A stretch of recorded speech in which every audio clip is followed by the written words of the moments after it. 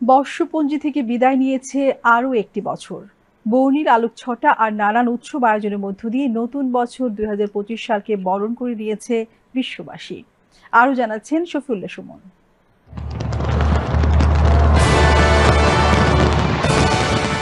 ঘড়ির সেকেন্ডের কাঁটা ১২টা ছোঁয়ার সঙ্গে সঙ্গে নানা রঙের আলোকছটায় উজ্জ্বল হলো রাতের আকাশ।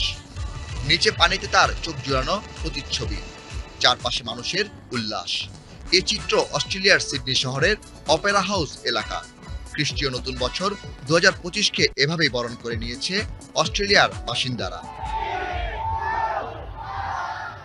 মালয়েশিয়ার রাজধানী কুয়ালালামপুরের পেট্রোনাস টুইন টাওয়ারের পাশে আতশবাজি ফুটিয়ে নতুন বছরকে বরণ করে নেন বাসিন্দারা। এবার বিশ্বের বড় শহরগুলোর মধ্যে টাইম জোনের হিসেবে বর্ষবরণ শুরু হয়েছে নিউজিল্যান্ডের অকল্যান্ড থেকে। শহরটির স্কাই টাওয়ারে আতশবাজি জ্বালিয়ে বরণ করে নেওয়া হয় ২০২৫ সালকে। টাওয়ারের চূড়ায় তখন ভিন্ন রঙের খেলা, সেখান থেকে ছোড়া হচ্ছিল আতশবাজি। সেই আলোয় আলোকিত হচ্ছিল পুরো শহর। এবছর দক্ষিণ কোরিয়ার বর্ষবরণের আয়োজন ছিল ভিন্ন। কোনো উদযাপন নয়, বরং শোকের মধ্য দিয়ে নতুন বছর শুরু করেছে তারা। কারণ দিন কয়েক আগে উড়োজাহাজ দুর্ঘটনায় ১৭৯ জনের মৃত্যু হয়। দেশটিতে ৭ দিনের শোক পালন করা হচ্ছে। রাজধানী সিউলের পৌর কর্তৃপক্ষ জানিয়েছে, তাদের বার্ষিক ঘণ্টা বাজানোর অনুষ্ঠানও এবার নীরবতার মধ্য দিয়ে পালিত হয়।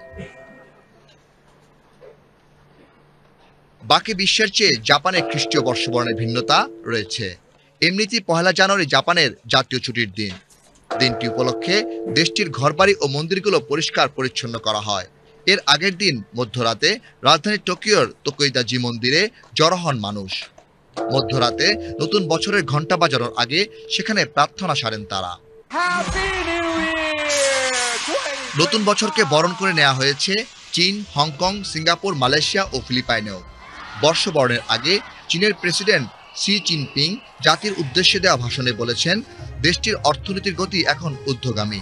এই সময় তাইওয়ানকে ঘিরে চলমান উত্তেজনা নিয়েও কথা বলেন তিনি। Shafiullah Suman, BTV news.